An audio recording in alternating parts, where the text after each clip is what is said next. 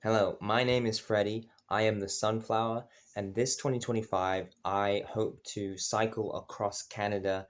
This is something I've been planning and training for a long time. And on February 1st, I set out to do my first attempt, and I know things don't go according to plan, but I was surprised how unaccording to plan it went. And here is that story in vlog form. I hope you enjoy. This is my bike, Reuben. I set off from my starting point of Comox, Vancouver Island, BC. I opted to not bring a tent as I couldn't fit it on and went for a tarp instead. Day one was going from Comox Valley to Parksville. Oh my goodness, look at that perfect cloud. Oh my. I've ridden this route many times before, so there wasn't really much to say. I can't say that for day two, as it was pretty jam-packed and interesting. I went to church with a buddy of mine in Parksville, and then my attention was drawn to an issue up ahead. See, the first major checkpoint I had in mind was the provincial capital of British Columbia, Victoria. But to get there via the highway, you have to cross the Malahat, a steep narrow hill which I have been repeatedly warned not to cycle across the Malahat. You can go a few ways to circumvent this, either from a ferry to the North Squamish Peninsula, or go via Salt Spring Island. Or you can go westwards via Port Alberni and Cowichan Lake, which was my plan as I'd never been there before. Hoping to also go through Cathedral Grove, I set off going westward uphill from Parksville and came by Coombs, a worldwide popular tourist destination, a fact that I was unaware of at the time, and it had just opened from the winter. Coombs was a really interesting place to be. It isn't necessarily a town as much, more so a tourist destination, as the nearby unincorporated municipality of Arrington is sort of where most people actually live, and it's more of a farming area. Coombs itself, most of the people working there tended to be from nearby areas, Qualicum Beach, Qualicum Bay, Parksville, and running their stores there, like knick-knack kind of hippie store. There was an army surplus store, which I had an interesting conversation with the owner, very opinionated, but it was cool there. Many other places, including Goats on a Roof, which I thought was a restaurant, but it's one of the best grocery stores ever. There were plenty of other places. This maze of books. It was just like a maze-like book labyrinth. All this was really exciting to see, but as I stepped out of Goats on a Roof after having a delicious apple turnover, This is perfect. This tastes so good. Oh yeah, baby.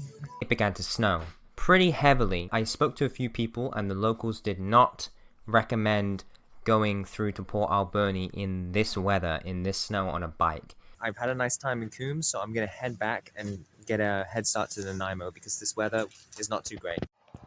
There are rabbits. Oh, these are cottontail rabbits. I think the white cottontail rabbit. This took me to Nanaimo at night, almost around midnight, where I ended up needing to have the bathroom, and I asked a policeman, and he laughed, saying, "People just kind of poop and pee-pee on the streets here. You're very polite for asking." And I was like, "Are there any public bathrooms open?" No, there aren't. I don't want to get into that. Firstly, I noticed how sad. There's like a balcony there, and then just this round, steep, real concrete bit. Like, this is not a nice porch area. Also, what is Fraternal Order of Eagles? Oh my goodness. Fraternal Order of Eagles. They have kennel available inside. Oh my god. Kennel. Pooping in the park, like I'm Carton. Let's just move on. South Nanaimo was a little bit depressing. I had a picnic on the most topsy-turvy car park ever, probably. Okay, I'm getting the proper Nanaimo experience by eating my dinner in the steepest wonky doodle car park I've ever seen, and looking at some high rises and parking lots. And South Nanaimo was not really full of much interesting, as it was pretty much just a sprawl of car dealerships. Honestly, being in Nanaimo at midnight made me a little crazy. Here's some clips. What am I even looking at right now? I'm in like some sort of slick, like oil slick reality. I'm in like some sort of carbonated beverage type reality right here. I'm in like a carbonated drink reality. They don't even have blocks for the sidewalk that flowed this far and then stopped. Oh shoot, Joe! We gotta get to the Nissan factory! Nissan out, bro! Downtown Nanaimo. Hey, do you wanna get some pizza tonight? Get some mood pizza? In the mood for pizza? We should get some mood pizza. Oh, mood pizza. Mood pizza's on sale, man. Let's get mood pizza. It's on sale. Mood pizza's on sale tonight, man. Hey, Joe. We got mood pizza sale tonight. Mood pizza. I'm in the mood for pizza. Oh shoot, the Nissan Downtown factory. Nanaimo. But what about the kids? What about the children? What about the children who don't have dads to go back to? What about the kids, brother? Hey, Joe, you see that big old Canadian flag? Looks like it's mood pizza time, Joe. Some Nanaimo facts. Nanaimo is the 6th most populated city in BC. It is also the 22nd most densely populated city in BC. What about the kids? For its size, it's sparsely populated. It has an approximate population of 106,000. What about the children? Very rapidly, it's one of the fastest growing cities in BC, especially on Vancouver Island. It also has the 6th highest crime rate. It also has 0 public bathrooms, and let's say nothing actually. Let's just say I don't need to poo anymore. Downtown Nanaimo. Smoke? I would just like to say that last clip after the Nanaimo facts, immediately after. Oh, shit. Big old mood pizza time, Joe! Immediately after filming that little clip, somebody started throwing bags of glass bottles over the street and shouting. Alright, it is just after midnight. I'm still in Nanaimo. Now the reason why I'm still in Nanaimo, the number of reasons I could give why I'm still in Nanaimo, the number would be number 2. And another thing I want to say is the words really don't fit into the sentence somewhere. And the sentence is, I think I like Nanaimo. And the words really don't fit into that sentence somewhere. I eventually managed to find a place to camp for the night, and that was the end of day 2. Day 3 was the beginning of the heavy snow and extreme issues that I faced during the first half of this trip. It took me about 2 hours to cook breakfast because my stove was too cold and wouldn't cook. Now there's a couple inches of snow and I can't ride in it. I'm just sliding around. It's not very safe right now. I'm in the middle of nowhere and I need to get to Victoria in the next day and a half. My attempts to cycle along the road were failing, and the conditions were pretty treacherous. The cycle lane was narrow, the snow was piling up, and visibility going down. I could not travel on the main road. Even while walking, I was slipping around, and I decided to retreat to the nearby decommissioned railway line and push my bike along the railway tracks. Unfortunately, it just kept snowing and snowing and snowing, and I was putting a lot of strain on my body pushing through the snow. It's just getting worse. So I've set up a little emergency shelter here, and I'm gonna sit and just think, because I'm not too sure what to do. Eventually, I realized that I couldn't keep pushing through the heavy snow, and I found a way back to the road after some tribulation. The visibility was very low and still very dangerous, but I walked along the very edge of the road and eventually made it to Ladysmith. Hey, Ladysmith! Apples.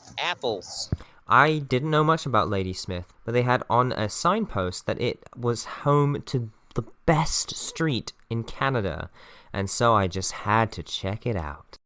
Oddly, everything was closed. Now, this was the second day of snow, and maybe I just came at the worst time of year.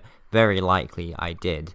But I was still there, it was still saying they had the best street, and it looked kind of nice, but everything was closed. I was looking around trying to find a cafe to have lunch in, but to very little avail. After a while, I tried to ask a local, and they just told me to get away from them. And what? Why are people so unfriendly here? Was that also just a coincidence? I happened to talk to the grumpiest person on town who was having a bad day. Very bad impression. At least they had bathrooms, though. I did find one restaurant that was open, and it was an Indian restaurant, and the food was delicious. They were so kind to me. Very, very lovely. Here's my review. I set back off along the very challenging roadside. Now that I have changed my plan from avoiding the Malahat via going through Port Alberni and Cowichan Valley, I decided let's go via Salt Spring, meaning I had to turn off towards the coast to Ladysmith Harbour and go along the road until I hit Chemainez, which I heard was quite artsy, so I was excited to check it out. It was beginning to get dark, and this part of the journey was really, really beautiful. I loved this part because there was a lot of light pollution, but it was also fairly dark as well, and I had never been here before. I'd never been south of Nanaimo, and I was just having so much fun viewing this area I've not seen before, in this serene lighting with the snow and the darkness and the faint yellowness. It was so eerie, but also so enthralling. I can't quite describe how it was to go through there. I was kind of scared. It's like something is going to jump out of me, but at the same time I felt like this watcher of this village that didn't know I was there, and I was just having an awesome time. I really don't know how to capture it, but I eventually reached Chemainez quite late, and I found a grocery store, and it was amazing. This shopping center square, it's so nice. I feel like I'm in some sort of snow globe. Hey, look at that. Hey, look at this. This town feels like snow globe. I know it's snowing. It's perfect, nice, fluffy snow, but I just love how it lines the roofs, and there's a lot of gardens with that square tree I showed you. And we keep waving the glove in front of the lens. It's just so cool here. I really wonder what it looks like in the daytime and without snow. It must look so different. Wow, look how awesome it is in here. This is so cool. The prices were decent, and I had such a lovely haul. I had delicious food to eat, and I was very happy. I am so pleased. That store over there, Country Grocer, is so nice. Look what I got. Bear in mind, I'm living in Canada. This was $20. These were $20 worth. And obviously, stuff like grains, like rice, you can get in bulk pretty cheap to supplement this. You get carbohydrates and calories. But this is so nice. They had special on peanut butter. I think it was about $3 for this. Usually it's about $5. Avocados, kind of close to being right. 4 of them for about $5, which isn't great, but for avocados, sometimes they can be if it's organic, $3 each, $2 each. For about $4, I think, $5. Roasted pine nut hummus. And you remember the apple turnover I got for $3 and was extremely pleased with? I have 4 raspberry turnovers, and they were about maybe $4 for the whole thing. I don't know if I added that up correctly, but after tax this was $20, and I'm pretty happy with that. These are all treats. These are all really tasty, lovely things.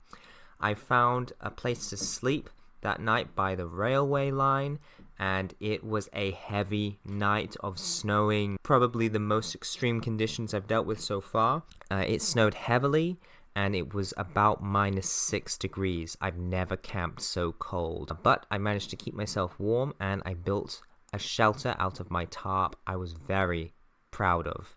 Here are the before and after pictures. Wow. Yes, that was the end of day 3. Incredible day. Very challenging though. Holy moly, can I just point out that it was below freezing all day? Look at that, the high was -2. Day 4 began quite peaceful. I spent the morning trying to get out of the snowy forest and back into town, and then spent quite a while wandering around.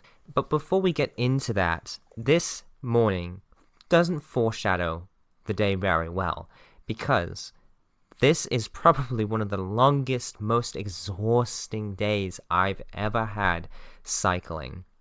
And we're going to get into it. Dial it back. How was the morning? I explored Ximenes. A subway that looks both Arctic right now and also Wild West. And there are dozens and dozens of murals all over the town.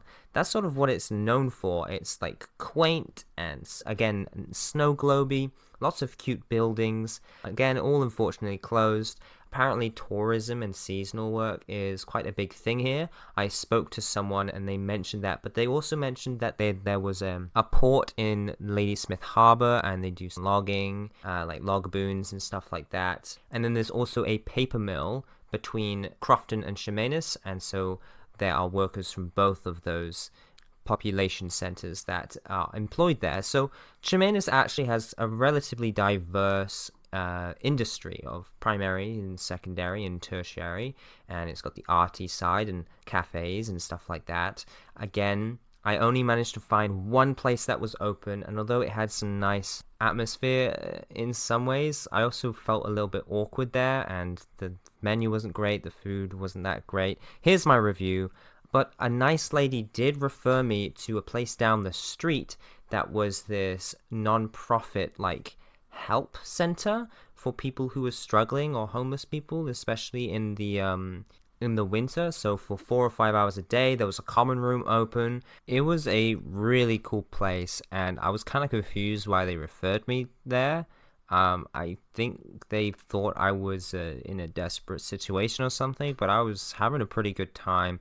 I did chat with people there, and they were very eager to offer me stuff. So I did take a few things, but I also gave a little bit back, and it was just very nice. I'm really glad something like that is present in Ximenes. I think it's really great for the community. I got some sunflower bread. It was really nice.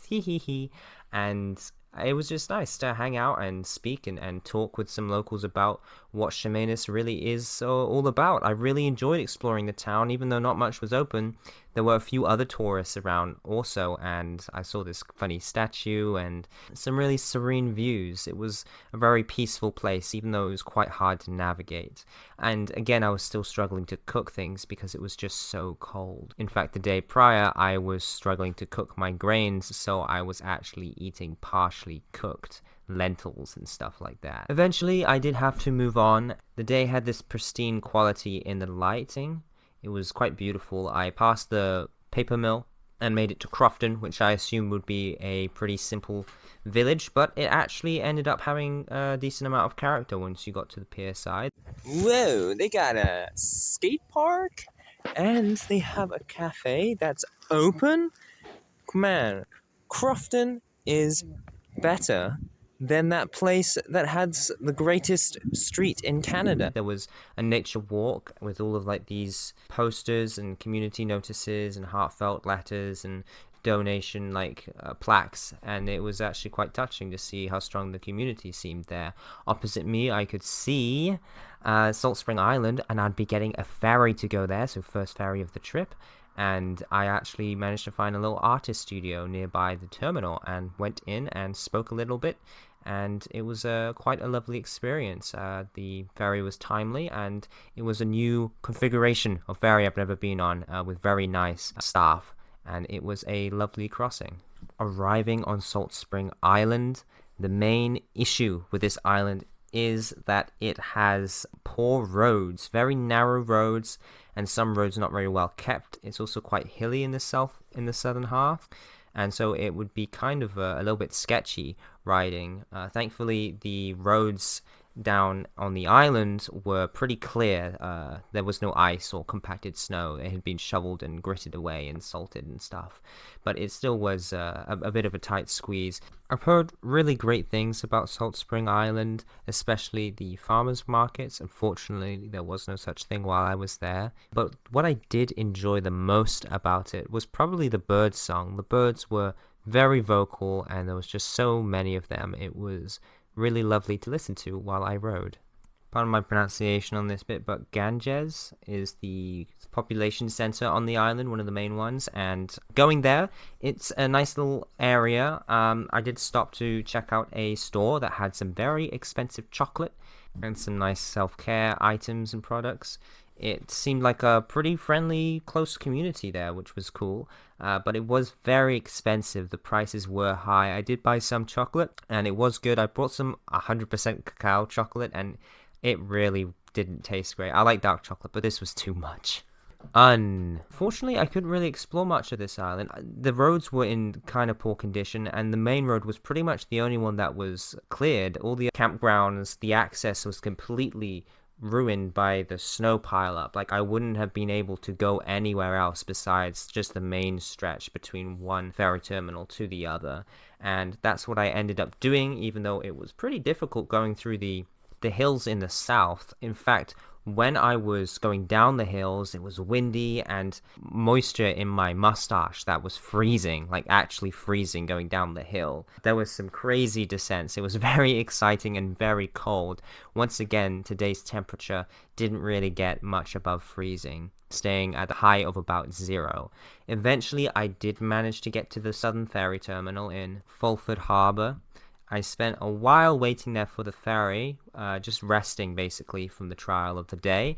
Got on the ferry and night fell on my way to the capital district, which interestingly enough has a lot of bilingual signs. Usually in BC we just get it on packaging and maybe documents sometimes, not road signs or businesses as much. But we're getting ahead of ourselves. I was quite excited to be on the Saanich Peninsula, and I realized I was tired already. Okay. I'm excited. Look how massive this lineup is. All of my ferry experiences have not been quite this big, but I'm really excited because yes, even though I've been to Vancouver, I've only passed through for a couple hours and then slept at Richmond Airport.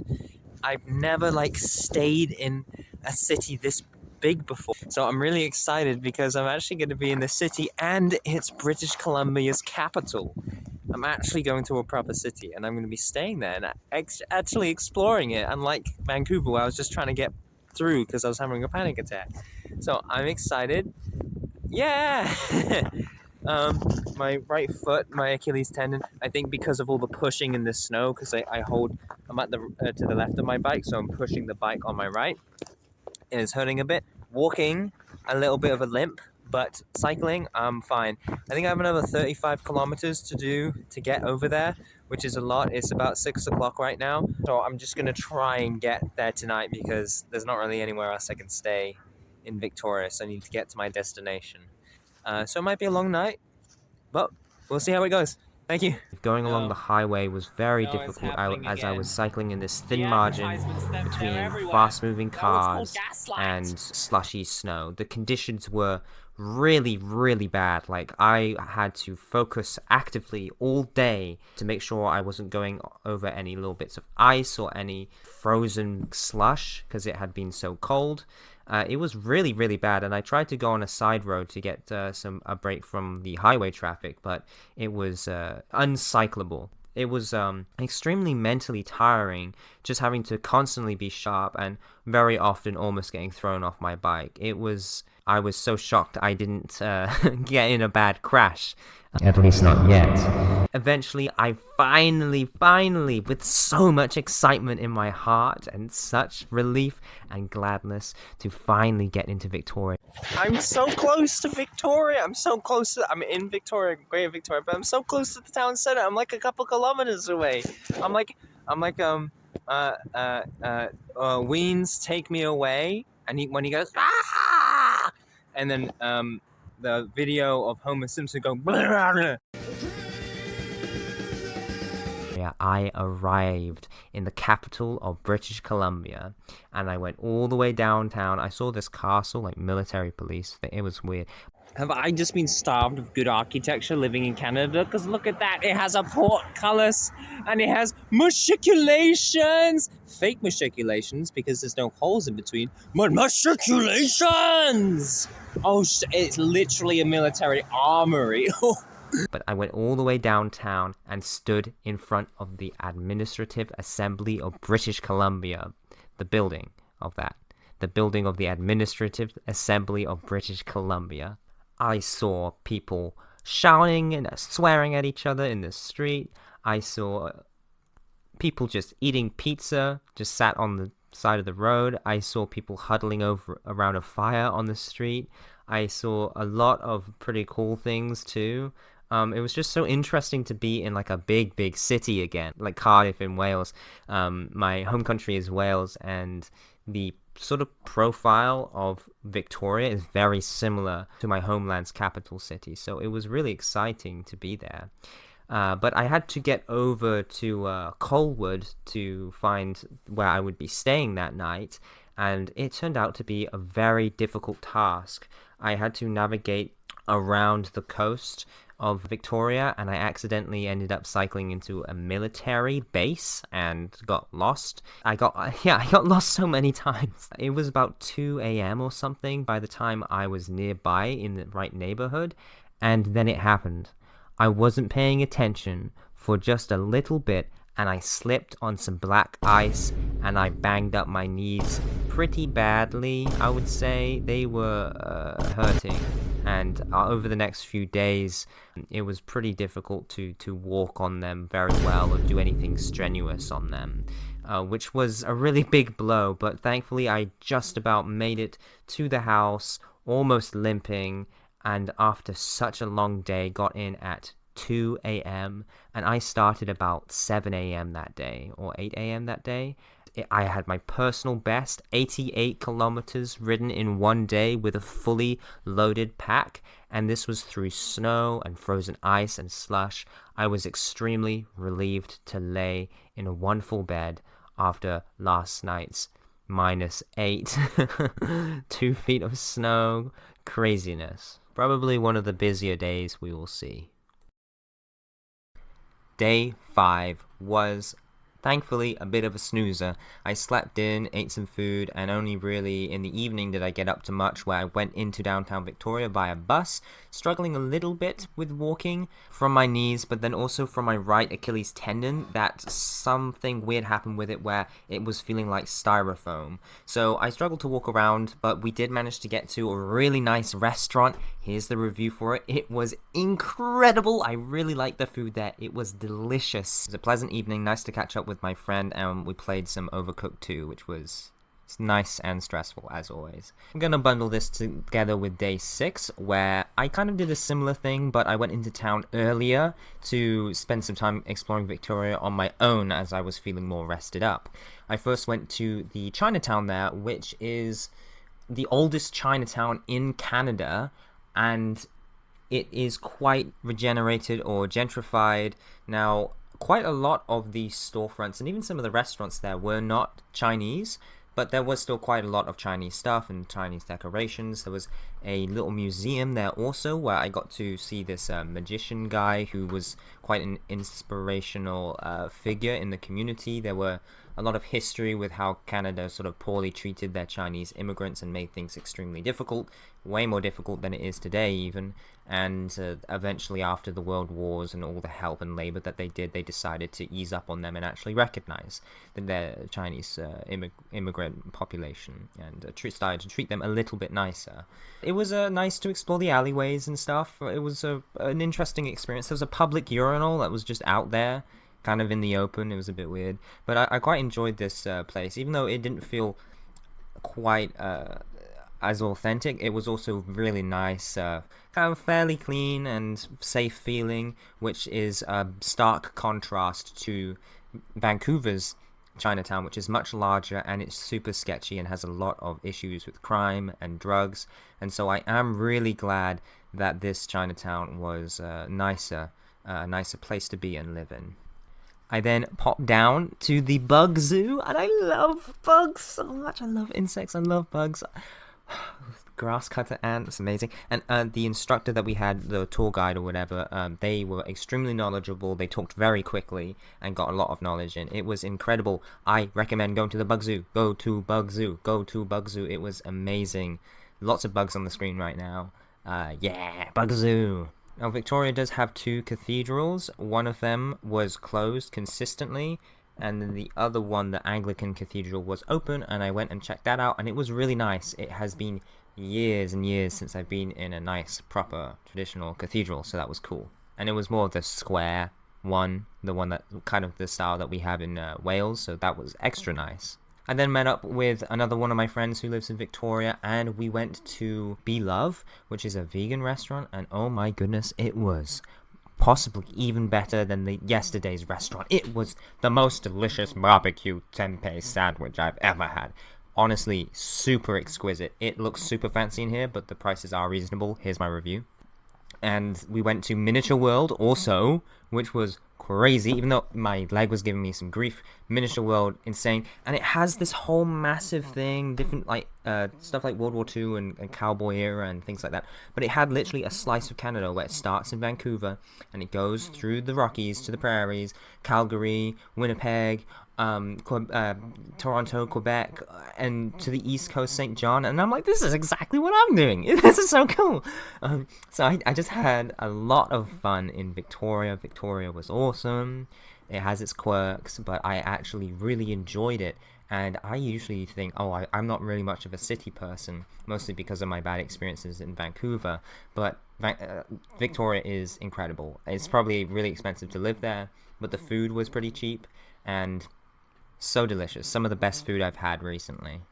And in comparison to a lot of other major cities in BC, it had relatively low crime rates and relatively low drug issue problems, but it still had those, it was still present, but much lesser. Probably because it's quite militarized.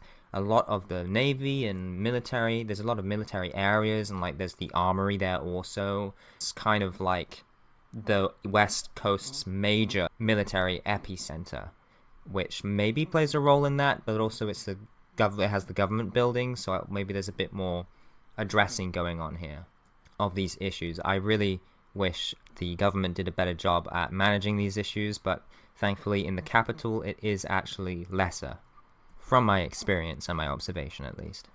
Unfortunately, the next day, day 7, I actually didn't have a very good day.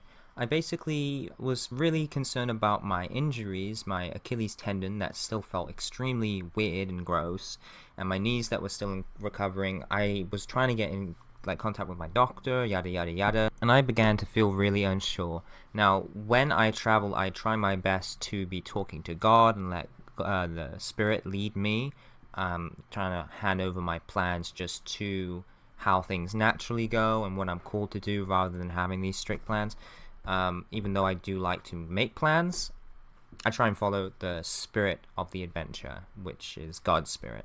And I was suddenly not feeling anything. Like, I was like, do I go? Do I not go? And I wasn't really getting anything. And I was just stayed in bed and around the house all day and just watched YouTube videos. And I was like, I feel kind of sad. This isn't really why I'm here. This is sort of what I was trying to escape, and I was just feeling really indecisive, and eventually I decided I'm gonna go tomorrow, which ended up being a bit of a big day. Day number 8. This was Victoria to Vancouver via Sydney. So let's speed things up a little bit. I set off, my knees were feeling a little sensitive, but kind of okay, they recovered a bit, and I cycled pretty much up to Sydney without any issue.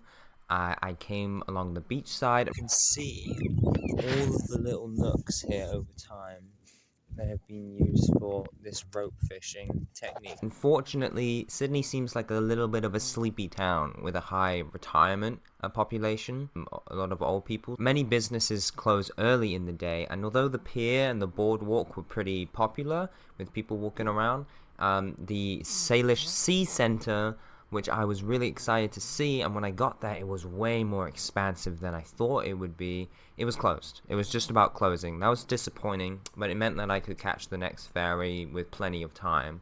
So I took the ferry all the way to Vancouver, and apparently technically sort of went through USA waters, which is unfortunate because it's supposed to be a Canadian trip only. I am on the Canadian mainland, and if my journey goes generally as I hope it to go, so I should be on the mainland if things go well for like at least the next 8 to 9 months. And this is where lots of issues start to crop up. So I arrived at night in Delta in Greater Vancouver, and I saw, first of all, the mountains looked like they were on fire. It's just lights, apparently. And secondly, I need to try and find a way to get across all the way up the Fraser Valley into Vancouver. Now, the first bridge that I see on my map is this one. And so I'm like, okay, let's go. And then I find out it's a tunnel, not a bridge. And I'm worried that I won't be able to go in it. I try looking up online. Nothing, it sort of mentions that there's a passenger way. So I assume, oh, I can ride my bike there. I spend quite a while going all the way to this place. And just before I enter, it says no bikes. Out of nowhere. By the way, all of Vancouver, all of the signage is so confusing for the bike lanes. I could go on a big rant about it, but it's stupid. It makes you run around in circles, wind around, dancing around major roads, and often it will just disappear for a while. And it's lacking a lot of safety signage, which leads to an incident later. And here, it tells me no bikes at the very end. At the very end. And so I'm stuck on this little island, and I'm like, okay, well, I can't turn around. It's going to take me ages to go back the way I came and go a different way. I need to find a place to sleep. I'm really tired. So I see a road coming off the side. I was like, okay, I can go up this gravel road. There should be some camping nearby. No, it's a construction area, no access. So I just walk along the grass between the road and the no access. And there's a chain link fence with barbed wire on top. And I'm like, no, I'm stuck here. No, I don't want to be in a place that I shouldn't be. I just need to sleep somewhere. And so I end up having to take apart my bike setup and throwing it over the fence, using my tarp to buffer the barbed wire and climbing over, and then putting everything back together on the other side. I did this. I wasn't very happy with this, but thankfully I didn't break or damage the fence. I didn't break or damage any of my stuff or myself, and I managed to find a place to sleep. It was really crazy because the Fraser River had a bunch of ice in it, and it was like it had like some waves, and as some boats were going past, it was like all clinking these little icebergs together. It was an incredible sound. And that was the end of day 8. Day 9 is where things get desperate, and oh boy, let's get into it right away. So, as I said, the bicycle routes are convoluted and confusing, and I was starting to get kind of frustrated. I managed to get to the next crossing along, which is the Alex Fraser Bridge. And I was planning on going to church that morning at a specific place with a specific person, and I was running a little bit low on time. So I was trying to rush, but I thought I should have enough time. Get to the Alex Fraser Bridge. Oh, how do I get on it? There's no road to get on it. And the only way to get on it is to take about a 10-kilometer detour. What? And so I have to carry my bike over a brick wall and squeeze past some buildings to get on a road, and I saved myself probably 20-30 minutes doing that, thankfully. Getting onto the bridge, it's a few kilometers wide, and it's like it says pedestrian and cycle lane. It does not say dismount. It does not say go slowly. It does not say sharp turns ahead. It does not say stay under 20 kilometers per hour. It doesn't say any of that stuff. As I was zooming down the one side where it's just like 2 kilometers smooth road downwards, I was going really fast, and I realized, oh, I should brake. I should slow down. And then I see where one of the cables meets the bridge, the support cables, it is like this alcove where you need to like turn and go around it. And so I saw that up ahead. I was like, okay, I'll slow down more. And then it came really close, and I'm like, oh shoot, that's a really, really sharp bend on this bike lane that's been going downhill for about a kilometer. I brake even harder, swerve, get my handlebars caught, and I flip over my bike, land hard on my knees again, and I roll along the grit and get salt in my wounds. I was trying to slow down on the bridge. I was going down a bit fast because I wanted to get to church. And my handlebars hit the railing and I slid. And both of my knees, which are really fragile right now, I landed on them and they're bleeding.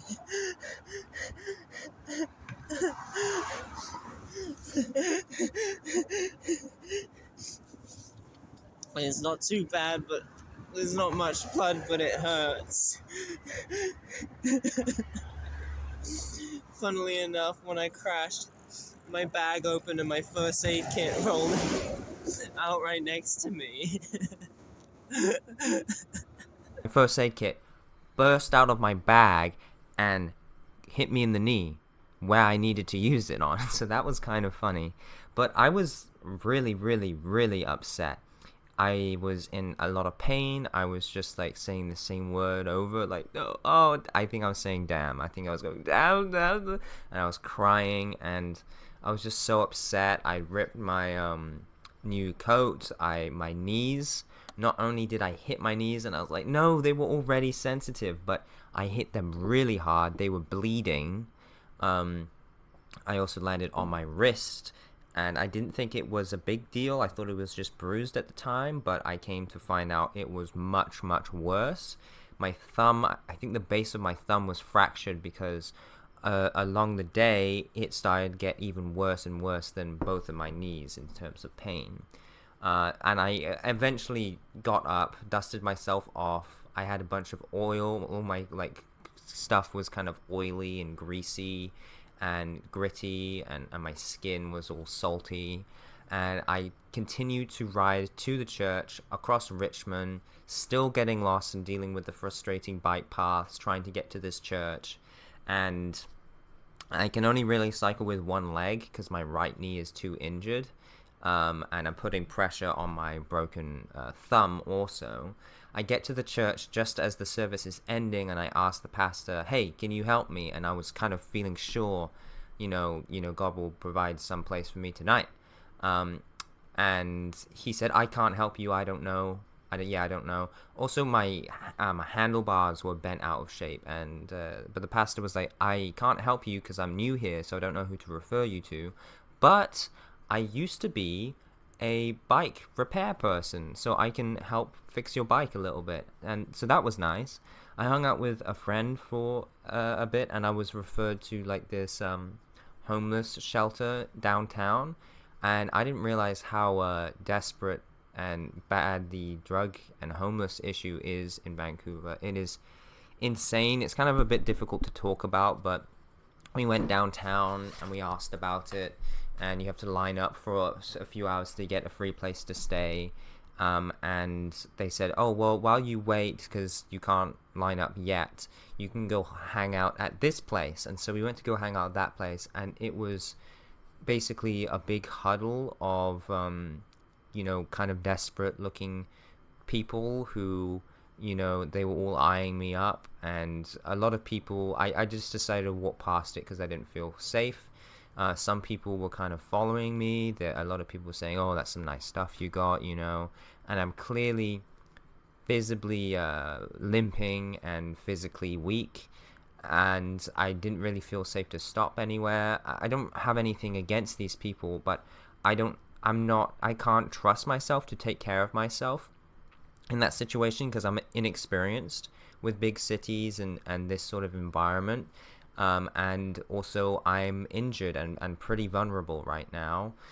And so it was just kind of pretty shocking to see. I saw like some old grandmas stooped over in wheelchairs with people like injecting them with stuff to help them with their withdrawals. Some of these people had blankets with stuff they're trying to sell on, and a lot of the stores were just corner stores with vapes and cigarettes and alcohol, and I don't know, it was just very, very depressing. There was poop on the streets, and I just felt really bad and pretty upset that this was the state of Vancouver. And then going a little bit downtown, all of a sudden it was fancy, it was clean, it was spruced up.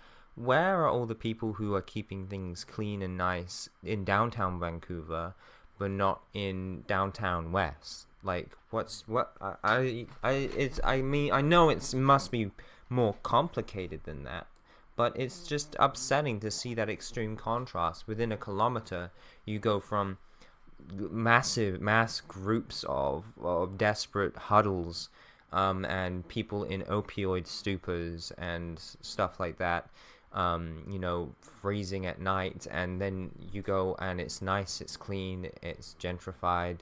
There's rich people walking around talking about, oh yes, I was trying to get this and this salary and whatever, and they only gave me this. Like, that's nothing. A man came up to me and was like, have you eaten today? I was like, oh yeah, I had quite a nice breakfast. Why'd you ask? Have you eaten today? And he's like, oh, do you want some money for food? I'm like, no, I have plenty of food. I guess it's because I was on a bicycle that he thought I might need some help or something, which is kind of him. That's probably the most kindness I got in Vancouver. But also, there's, I know a lot of people about a kilometer east of here that really need could use some money for food. Either way, I didn't feel safe in downtown Vancouver, and I managed to locate a Airbnb because it just felt wrong to take that free spot at that homeless shelter. I do have money, so I might as well use it and not take that space away from someone else, and I didn't really know if I could look after myself in that environment. So I just had to admit that I had that issue. That I don't think I'm above these people, but this is not a sort of situation I'm used to at all. And so yeah, I paid some money and got a cheap Airbnb in Burnaby, which is a nicer area. But it took all day to cycle there on my bad knee, and a lot of it was uphill. The next day, again, I slept a lot, but I still didn't quite feel ready to figure out like what's my next move, and I realized a lot of things. And I could talk about this for a while, but I'm just gonna say, I think that I stopped hearing God's voice in Victoria. And then I get to Vancouver, I get injured, and I was checking the news and stuff while I was in Victoria, and it was saying like the #1 highway in the Fraser Valley is treacherous or like very dangerous, and so there's closing, and apparently there's going to be more snow coming in, and there's temperature drops, and it just seems a super harsh time of year right now. So there was kind of a lot of signs pointing to the fact that this was a bad time to go, and I had a great time on the island, but coming to the mainland, not so much. There was a lot of things pointing to the fact that this was the wrong time of year to go. I didn't leave in the snowstorm, but it hit me right after I left. The injury was just on top of it, and thankfully I didn't break anything proper, but I just fractured my thumb and bruised the cartilage in my knees. And with the weather and everything, I realized it's time to give up. Now is not the time of year. I'm not hearing God's voice. I feel like I need to go back home, but I wasn't quite in the state to do that yet. I had a brilliant time, wonderful time on the island, but coming to the mainland, not so much. So I decided to take the train back into Vancouver, find a hostel, the Cambie. It was really awesome, met some wonderful people there.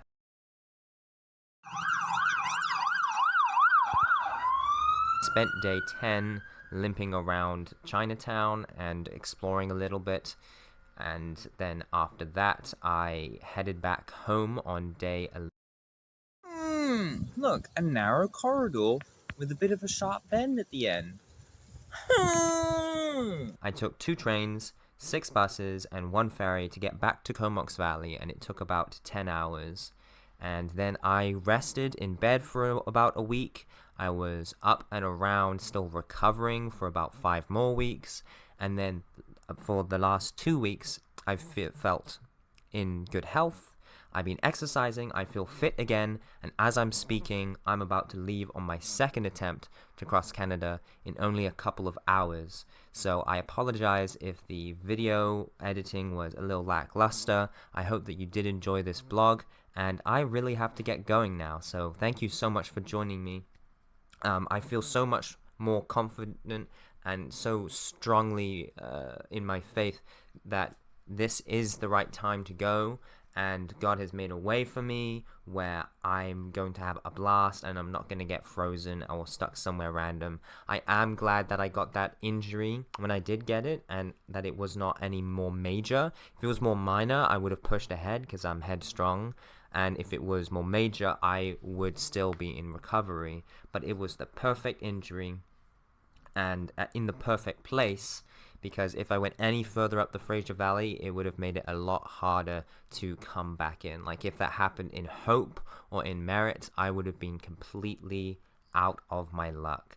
So I thank God for this turn of events, and the fact that even though it had its difficulties and the weather was brutal, there were days where it was freezing all day, there was snowfall, I had 2 different major injuries to my knees, to my Achilles tendon, to my thumb, and I still had a blast. 9 of those 11 days were incredible, and the other 2 were, well, you saw it here. So have a wonderful day. God loves you, and I will be posting, and pray for me.